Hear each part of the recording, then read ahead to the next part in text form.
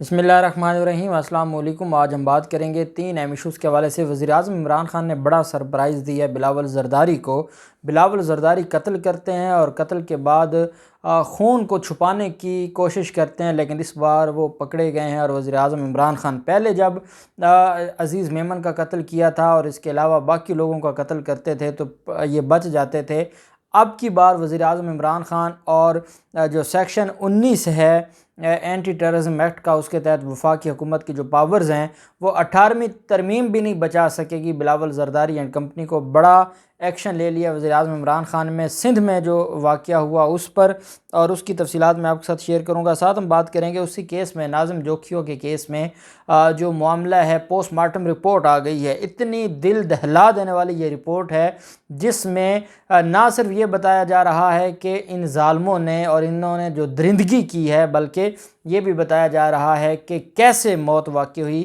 وہ post mortem کی report بھی میں آپ کے ساتھ شیئر کروں گا۔ اسحاق ڈار کے خلاف نااہلی کا جو ریفرنس ہے وہ بھی، اس کے اوپر بھی ہم بات کریں گے۔ اظہر صدیق ایڈوکیٹ صاحب نے یہ فائل کیا ہے سینٹ میں، چیئرمین سینٹ کو، اور بڑے اہم پوائنٹس اٹھائے ہیں، ان کے اوپر بھی ہم بات کریں گے۔ پہلے تو میں آپ کو بتاتا چلوں، پیٹرولیم مصنوعات کی قیمتوں میں اضافہ کے خلاف لاہور ہائی کورٹ میں بڑی اہم درخواست دائر کی گئی ہے، جس میں یہ استدعا کی گئی ہے کہ پیٹرولیم مصنوعات کی قیمتوں میں اضافہ کابینہ کی منظوری کے بغیر دیا گیا ہے، اس کو کالعدم قرار دیا جائے۔ آپ جانتے ہیں مصطفیٰ امپیکس کیس جو ہے، جو ہم سانحہ ماڈل لون کیس میں ڈسکس کرتے ہیں، 2016 کی ججمنٹ ہے، جس میں یہ کہا گیا ہے گورنمنٹ کو ڈیفائن کیا گیا ہے کہ گورنمنٹ سے مراد یہ ہے کہ کابینہ، چاہے وہ وفاقی کابینہ ہو چاہے وہ صوبائی کابینہ ہو۔ پہلے وزیر اعظم یا وزیر اعلیٰ گورنمنٹ کی ڈیفینیشن پر ہی پورا اترتے تھے۔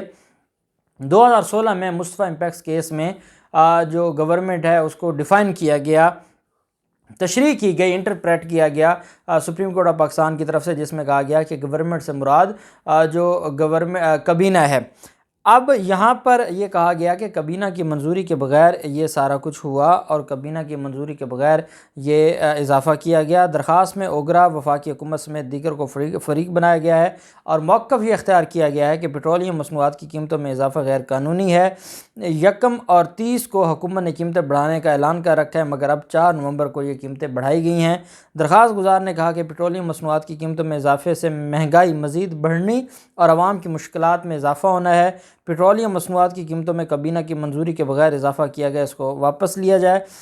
اس پر یہ بھی کہا کہ جو قیمتوں میں اضافے کا جو فیصلہ ہے عدالت اس کو کالعدم قرار دے۔ یہ بھی اظہر صدیق ایڈوکیٹ صاحب نے درخواست دائر کی، اور اس کے ساتھ جو دوسرا معاملہ ہے اسحاق ڈار کی نااہلی کا ریفرنس جو دائر کیا گیا ہے، اور اس میں یہ ریفرنس فائل کیا گیا ہے چیئرمین سینٹ کو۔ ریفرنس کے متن کے مطابق اسحاق ڈار آئین کے آرٹیکل 63(او) کے تحت ڈیفالٹر ہیں۔ 3,83,73,498 روپے عطاء الحق قاسمی کے فیصلے میں عدالت عظمیٰ نے جرمانہ کیا تھا۔ آپ جانتے ہیں کہ عطاء الحق قاسمی کا جو فیصلہ تھا، اور پھر جس طریقے سے اس نے ملکی خزانے کو نقصان پہنچایا تھا، اس پر مختلف لوگوں پر جو اس وقت نقصان پہنچایا گیا تھا اس کا 50% عطاء الحق قاسمی نے، جبکہ 20% پرویز رشید نے اور اسحاق ڈار نے دینا تھا۔ اسی بنیاد پر جب سینٹ کا الیکشن لڑنے کے لیے پرویز رشید نے اپلائی کیا تھا تو پرویز رشید کو ڈسکوالیفائی کر دیا گیا تھا لاہور ہائی کورٹ کی طرف سے، اور ان کو سینٹ کا الیکشن لڑنے کی اجازت نہیں ملی تھی۔ تبھی اعظم نذیر تارڑ صاحب کو سینیٹر بنایا گیا تھا۔ تو پرویز رشید کے خلاف جو ایلیگیشن تھا وہ یہی تھا کہ سپریم کورٹ آف پاکستان کا جو حکم ہے کہ 20% انہوں نے ادا کرنا ہے، جو 3 کروڑ سم تھنگ بنتا ہے، 4 کروڑ ہے، تو وہ انہوں نے جمع نہیں کروایا تھا۔ عدالت میں یہ بھی کہا گیا تھا کہ ہم 1 دن ہمیں دیا جائے، ہم جمع کروا دیں گے۔ عدالت نے کہا نہیں، آپ نے جب یہ کاغذات نامزدگی جمع کروائے تھے اس وقت تک آپ ڈیفالٹر تھے۔ اس بنیاد پر پرویز رشید جو سینٹ کا کینڈیڈیٹ تھا، مریم کا خاص آدمی تھا، جو 24 گھنٹے مریم کے پیچھے گلاس اٹھا کر پھرتا ہے، اس پرویز رشید کو ڈسکوالیفائی کر دیا گیا تھا۔ اور وہی جو جرمانہ تھا وہ اسحاق ڈار پر بھی تھا، جس نے آج تک رقم ادا نہیں کی، اس نے تو حلف بھی نہیں اٹھایا۔ تو اس متن میں استدعا کی گئی ہے کہ چیئرمین سینٹ 30 دن میں فیصلہ کر کے ریفرنس نااہلی کے لیے الیکشن کمیشن کو بھجوائے، اور اس میں یہ کہا گیا ہے کہ الیکشن کمیشن جو ہے وہ اس سارے معاملے معاملے کو دیکھیں، پہلے بھی جو آرڈیننس آیا اور جس میں کہا گیا کہ اتنے دنوں میں اگر کوئی امیدوار الیکشن جیتنے کے بعد الیکشن جیت کر کوئی بھی ممبر نیشنل اسمبلی یا سینٹ اتنے دنوں میں حلف نہیں اٹھاتا تو اس کو ڈسکوالیفائی کر دیا جائے گا، جس پر جو سابق وزیر خزانہ ہیں اسحاق ڈار، انہوں نے درخواست بھی دی ہے الیکشن کمیشن کو کہ میرا معاملہ سپریم کورٹ میں پینڈنگ ہے۔ سپریم کورٹ نے میری جو ممبرشپ تھی اس کو اس میں سسپینڈ کر دیا تھا، جو سینٹ کی ممبرشپ تھی، اس وجہ سے میں نے جب تک سپریم کورٹ ڈیسائیڈ نہیں کرتی تو میں تو حلف اٹھا نہیں سکتا۔ سپریم کورٹ میں پھر حکومت پاکستان نے اور وفاقی حکومت نے درخواست دی ہے پارٹی بننے کی اس کیس میں، تاکہ اس کیس میں پارٹی بن کے جو معاملہ ہے اس کو آگے چلایا جا سکے اور وائنڈ اپ کروایا جائے۔ پھر معاملہ آ جاتا ہے ناظم جوکھیوں کا۔ یہ کتنا دکھی اور پریشان کن کیس ہے جس کو بیان کرتے ہوئے انسان پریشان ہو جاتا ہے، کیونکہ اس میں ناظم الدین جوکھیوں کو بغیر کسی وجہ کے ایک بے گناہ کو قتل کیا گیا، ان ظالموں کی انا کی بھیڑ چڑھ گیا۔ اور اب Jinnah post graduate medical centre کے additional police surgeon doctor Sumaiya Syed نے کہا ہے کہ ناظم جوکھیوں کا post mortem doctor Muhammad Areeb نے کیا، جس میں انکشاف ہوا کہ سر سمیت پورے جسم پر زخم تھے۔ مبینہ طور پر زیادہ تشدد کی وجہ سے مقتول کے سر میں اندرونی طور پر خون بہہ گیا تھا، جس کی وجہ سے ڈیتھ ہوئی۔ سینئر ڈاکٹر نے کہا کہ جسم پر موجود نشانات ایسے تھے جو کسی سخت چیز سے مارے گئے ہوں اور ان کے پرائیویٹ حصوں پر تشدد کے نشانات تھے۔ آپ اندازہ لگائیں یہ کتنے ظالم لوگ ہیں، کتنے سفاک قاتل ہیں کہ اس کو اتنا انہوں نے تشدد کیا ہے، سر سے پاؤں تک ہر جگہ زخم تھے، اور جو پرائیویٹ باڈی پارٹس تھے وہاں بھی زخم تھے۔ ان ظالموں نے اتنا ظلم کیا، اور اس رپورٹ کے مطابق پورے چہرے پر زخم کے کئی نشانات موجود تھے، رگڑ کے کئی نشانات تھے، سرخ رنگ پورے جو پورا جسم ہے اس پر نمایاں تھے، اور دونوں آنکھیں بھی سوجی ہوئی تھیں اور دونوں آنکھوں میں بھی زخم تھے۔ پوسٹ مارٹم میں یہ بتایا گیا ہے کہ سینے پر کئی زخم تھے اور ہونٹوں پر زخم کے نشانات موجود تھے، دونوں ہاتھ بھی گہرے زخم کے ساتھ سوجے ہوئے پائے گئے، اور میڈیکو لیگل افسر کے مطابق مقتول کی کمر ٹوٹ گئی تھی اور زخموں، لکیریں اور مختلف حصوں پر رگڑ کے بھی نشانات موجود تھے۔ اتنا بڑا ظلم کیا ہے ان لوگوں نے اور اتنا تشدد کیا ہے کہ جس کی یہ رپورٹ اس بات کا ثبوت ہے۔ رپورٹ بھی ان کے اپنے لوگوں نے بنائی ہے، لیکن اس کے باوجود اس ڈاکٹر کا بھلا ہو کہ اس نے ساری چیزیں لکھی ہیں اور اس نے بتایا ہے، اور آپ اندازہ لگائیں پولیس والے وہاں سے ڈنڈے ریکور کرتے ہیں۔ صرف ڈنڈوں سے یہ نشانات نہیں لگایا گیا ہے، یہ ظلم کیا گیا ہے ان کو۔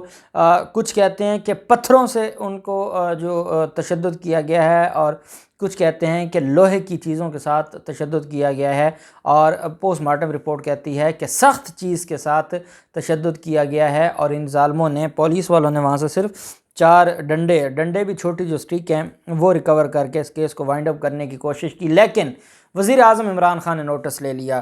وزیر اعظم عمران خان نے ناظم جوکھیوں کیس کا نوٹس لیا، اور نوٹس لینے کے بعد گورنر پنجاب کو، opposition leader Sindh assembly Haleem Adil Sheikh اور باقی جو پاکستان تحریک انصاف کی قیادت ہے ان کو ان کے گھر بھیجا، اور وزیر اعظم عمران خان نے اعلان کیا ہے سیکشن 19 کے تحت، 19A1 کے تحت جو اینٹی ٹیررزم ایکٹ کا سیکشن ہے، جس میں یہ کہا گیا ہے کہ اگر ضروری ہوگا تو فیڈرل حکومت بھی کسی بھی کیس میں JIT بنا سکتی ہے۔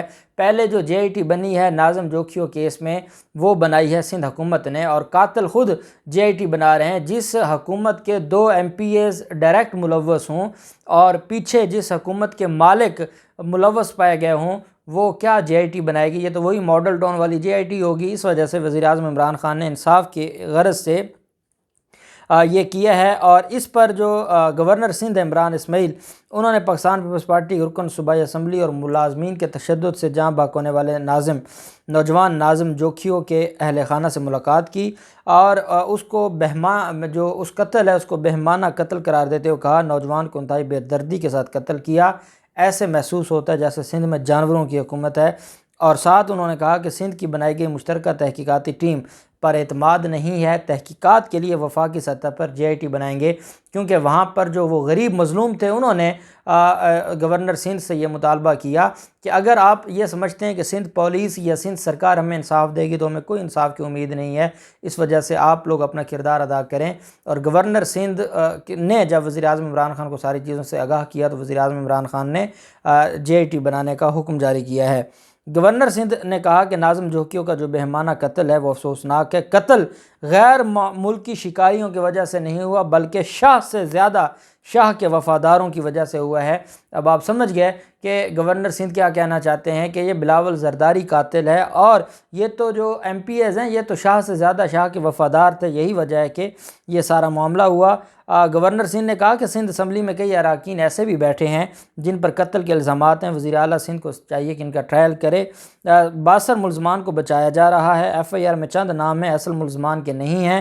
صوبائی سطح پر بنائی جانے والی JIT بنی پر ورثہ کو اعتماد نہیں ہے، اس وجہ سے وفاقی سطح پر JIT بنائیں گے اور ورثہ کی جانب سے وکیل کا بندوبست بھی کریں گے۔ انہوں نے مزید کہا کہ وزیر اعظم کی ہدایت پر ناظم جوکھیوں کے اہل خانہ سے ملنے آئے، وزیر اعظم کو واقعہ کی تفصیلات سے آگاہ کیا اور سندھ میں جو جنگل کا قانون ہے یہ ہم نہیں چلنے دیں گے۔ ناظم جوکھیوں کی فیملی کو ہر طرح سے ہم نے اعتماد دلوایا ہے، ہماری لیگل ٹیم ناظم جوکھیوں کا کیس لڑے گی اور جو قاتل ہیں ان کو منطقی انجام تک پہنچایا جائے گا۔ اور اس میں 2 MPs ہیں جو نامزد ہیں، جس میں سے ایک گرفتار ہو چکا ہے، 3 دن کا اس کا ریمانڈ ملا ہے۔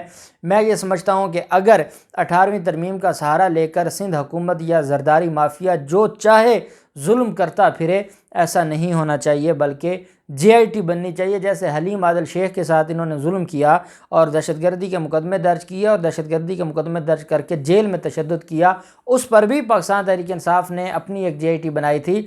اس کیس میں بھی وہ اپنی JIT بنا رہے ہیں اور یہ ایک بڑا ایکشن ہے وزیر اعظم عمران خان کا، اور یہ پوری قوم کا مطالبہ تھا۔ آپ کو یاد ہوگا جس دن یہ قتل ہوا تھا تو ہاتھ باندھ کے ہم نے مطالبہ کیا تھا وزیر اعظم سے کہ اس پر ایکشن لیا جائے، اور ہمیں خوشی ہے کہ وزیر اعظم نے ایکشن لیا ہے اور اب مظلوموں کو انشاءاللہ انصاف ملے گا۔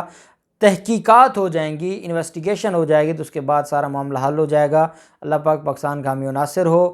بہت شکریہ۔ اللہ حافظ۔ پاکستان زندہ باد۔